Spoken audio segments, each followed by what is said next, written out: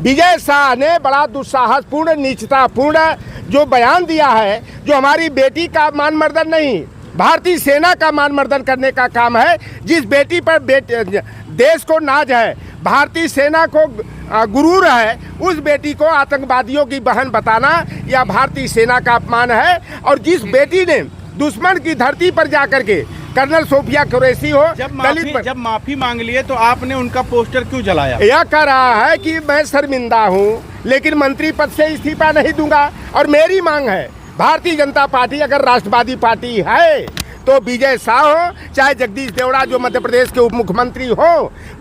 जगदीश देवड़ा ने कहा कि भारतीय सेना और सैनिक जो है कि मोदी के चरणों में नतमस्तक है, यह भारतीय सेना का अपमान है। इन दोनों को जो है चुनाव लड़ने से और वोट डालने से पूरी तरह से जो है अयोग्य करार दिया जाना चाहिए, यह हम लोगों की मांग है। और जगदीश देवड़ा ने जो कहा कि भारतीय सेना और सैनिक जो है कि मोदी के चरणों में नतमस्तक हैं, यह मोदी जी देश के प्रधानमंत्री, जब मनमोहन सिंह देश के प्रधानमंत्री थे तो बार बार टिप्पणी करते थे, नक्सलवादी और आतंकवादी आ कहाँ से रहे हैं, सेना तुम्हारी, सरकार तुम्हारी, तो इनको विदेशों से फंड कहाँ से आ रहा है, जबकि बैंक RBI तुम्हारी, बैंक तुम्हारा, और इन नक्सलवादी और आतंकवादियों के यहाँ विदेशों से हथियार कहाँ आ रहा है। तो आज ये सवाल बनता है कि पहलगांव में जहाँ 3 लेयर सिक्योरिटी जोन रहा, वहाँ पर जो है कि आतंकवादी कैसे आए और कैसे ये मालूम हुआ, किस एजेंसी ने बताया कि जो पहलगाम में जो है 26 लोगों को मौत के घाट उतारने का काम किए वह पाकिस्तान के ही थे, मुसलमान ही थे। अभी तो पुलवामा की घटना जो 14 फरवरी 2019 को हुई, अभी तो यही नहीं पता लगा पाई तुम्हारी NIA, तुम्हारी जांच एजेंसियां, तुम्हारी राय एजेंसी कि 300 किलोग्राम RDX कहां से आया। और हम लोगों को अभिमान है, गर्व है बेटी कर्नल सोफिया कुरैशी पर, और बेटी जो है विंग कमांडर जो दलित वर्ग की जाटव समाज की बेटी है, जिसको कि हे दृष्टि से मनुवादी और ब्राह्मणवादी देखने का काम करते हैं, नीचा दिखाने का काम करते हैं। इन तो व्योमिका सिंह और सोफिया कुरैशी ने पाकिस्तान की सीमा में घुस करके सिंदूर ऑपरेशन करने के साथ साथ जो है कि 9 आतंकवादी ठिकानों को ध्वस्त करने का काम किया।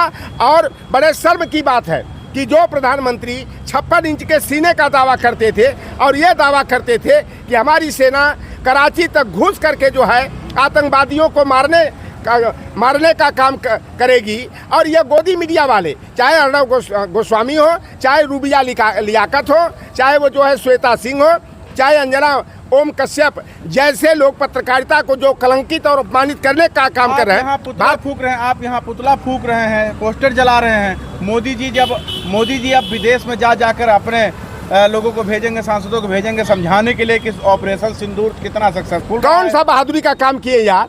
आप बताओ कि 1971 का युद्ध हुआ भारत पाकिस्तान का, इंदिरा गांधी आयरन लेडी की तरह जो है, निक्सन जो अमेरिका के राष्ट्रपति थे, उन्होंने मध्यस्थता करने का दुस्साहस किया। उन्होंने कहा कि अमेरिका हमारा मित्र राष्ट्र बेशक है, लेकिन अमेरिका जो है हमारा बास बनने का, मालिक बनने का दुस्साहस न करे। और इंदिरा गांधी आकर के बांग्लादेश की आज़ादी की जो लड़ाई थी, उस युद्ध में जो है बांग्लादेश की मदद करने का काम किया। और 90,000 पाकिस्तानी सेना आत्मसमर्पण की गई। और इसके बाद शिमला समझौता हुआ कि भारत पाकिस्तान के बीच अगर कोई भी मामला होता है तो तीसरा व्यक्ति या तीसरा देश हस्तक्षेप न करे। यह जो है कि मजबूत इरादे का काम इंदिरा गांधी जी ने किया।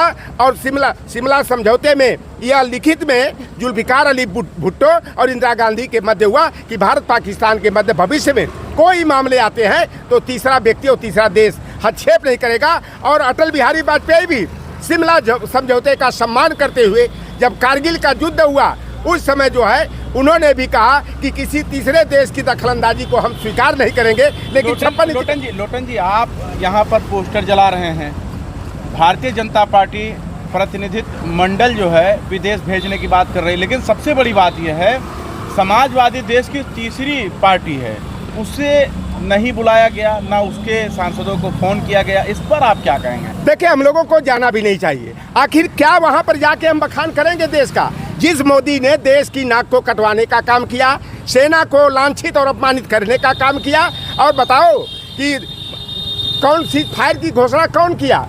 आप बताओ ना। अमेरिका का राष्ट्रपति डोनाल्ड ट्रंप कर रहा है। वह डोनाल्ड ट्रंप जो 101 भारतीय नागरिकों को अमृतसर के एयरपोर्ट पर हाथ में हथकड़ी, पाँव में बेड़ी बांध करके मोदी और देश को तमाचा मारते हुए अमृतसर के एयरपोर्ट पर उतारने का काम किया। दूसरे दिन 40 भारतीयों को जो है बंदियों की तरह हाथ में हथकड़ी, पाँव में बेड़ी बांध करके उतार कर भारत को नीचा दिखाने का काम किया। अहमदाबाद के एयरपोर्ट पर जो है 31 भारतीय नागरिकों को हाथ में हथकड़ी और पाँव में बेड़ी बांध करके उतार करके भारत को जो है शर्मिंदा करने का काम किया। आप बताओ कि यह सीज फायर की जो घोषणा हुई वह तो डोनाल्ड ट्रंप किया, उसके बाद पाकिस्तान ने किया, और इसके बाद भारत के विदेश सचिव ने स्वीकार किया कि सीज फायर हो गया। तो सीज फायर, इसमें भारत के तो नीच दिखा दिया गया। अमेरिका की गुलामी मोदी ने स्वीकार कर लिया, देश को अपमानित करने का काम किया। और ये भाजपा वाले कहते थे आप ऐसी बातें विदेश में डंका बज रहा है। मोदी जी ने कहा था आपकी बार ट्रंप सरकार, आपकी बार ट्रंप सरकार, आप भूल गए क्या? और उसके बाद क्या ट्रंप ने क्या किया?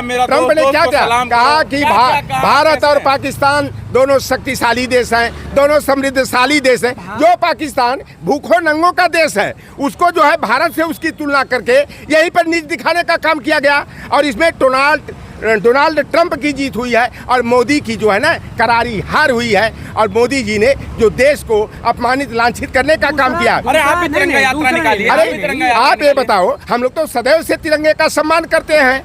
और इन्होंने इनका जो मातृ संगठन आरएसएस है, रेशियल सुपरमैसी सिस्टम, जो मनुस्मृति के विधान पर आधारित है, उसके संघ के कार्यालय, नागपुर कार्यालय पर 1947 से 1999 तक तिरंगा झंडा नहीं फहरा। तो यह बताओ कि जो हमारी बेटियों ने, जिसने देश का सम्मान बढ़ाने का काम किया, सेना का उत्साह बढ़ाने का काम किया, उस बेटी को जो है आतंकवादियों की बहन बता करके हमारे सेना का अपमान किया जा रहा है। और भारतीय जनता पार्टी उनको मंत्रिमंडल से बर्खास्त नहीं कर रही है, उप मुख्यमंत्री पद से पदच्युत नहीं कर रही है। जो लोग अपमान कर रहे हैं उन्हें तिरंगा यात्रा निकालने की जरूरत पड़ रही है। जो लोग ऑलरेडी तिरंगा से प्यार करते हैं, देश से प्यार करते हैं, देश का सम्मान करते हैं, वो दिखाते नहीं। और दिखाते, अगर ये लोग इतने बड़े राष्ट्रवादी हैं तो देश के सेना का कैसे अपमान कर रहे हैं? कह रहे हैं कि मोदी के चरणों में नतमस्तक है। दूसरा, आप कह रहे हो ना ट्रंप कर रहे हो, भारत और पाकिस्तान के बीच जो मामले होते हैं द्विपक्षीय मामले हैं। दो पक्ष में तीसरा पक्ष कैसे आके दादागिरी या थानेदारी कर रहा है? कैसे? ये तो मोदी जी को पूरे देश को बताना चाहिए ना कि हमारे और पाकिस्तान के द्विपक्षीय मामले में अमेरिका हस्तक्षेप कैसे कर रहा है। अरे अमेरिका ना हस्तक्षेप करता तो जंग चलती रहती है। नहीं तो इसका मतलब आप दोनों लोग असक्षम हैं। तीसरा आदमी इतना सक्षम है कि वो आपके मामले में थानेदारी कर रहा है और आप थानेदारी करने का उसको मौका दे रहे हैं। ये इसका मतलब कि आपकी विदेश नीति विफल है। जब मोदी जी के दोस्त थे ट्रंप, नहीं, दोस्त मोदी जी को हो सकते, भारत के दोस्त नहीं हो सकते, भारत की सेना के दोस्त नहीं हो सकते। भारत की संप्रभुता को, अगर हम ये कहें कि भारत की संप्रभुता को कोई अगर छू रहा है, कोई खंडित कर रहा है, तो ट्रंप खंडित कर रहा है। हमारे उनके भारत और पाकिस्तान के मामले में तीसरा पक्ष कैसे आ गया? मोदी जी को पूरे देश को बताना चाहिए। और तीसरी बात ये कि विदेश मंत्री ये कह रहे हैं कि हमने सिंदूर ऑपरेशन के बारे में पाकिस्तान को बताया था। अभी आज का स्टेटमेंट है, कल का स्टेटमेंट है। तो आपने इस ऑपरेशन किया क्यों जब आपको बता के ही ऑपरेशन करना था? इसका मतलब कि मिलजुल कर के खेल खेल रहे थे। विदेश मंत्री का ये वक्तव्य है कि हमने पाकिस्तान को पहले से ये सजेशन बता दिया था कि हम हमला करने वाले हैं। हमला बता के किया जाता है। तो देश के लोग ये जानना चाहते हैं कि आप कर क्या रहे हो। आप एक तरफ कह रहे हो कि हमने बता के किए हैं, दूसरी तरफ आपके द्विपक्षीय मामले में तीसरा देश दादागिरी और थानेदारी कर रहा है। वो आपको और उनके बीच में एक चौकीदार बन के आ रहा है कि हम दोनों को शांत करवा रहे हैं। इसका मतलब हमारी विदेश नीति फेल है, हमारी सुरक्षा फेल है।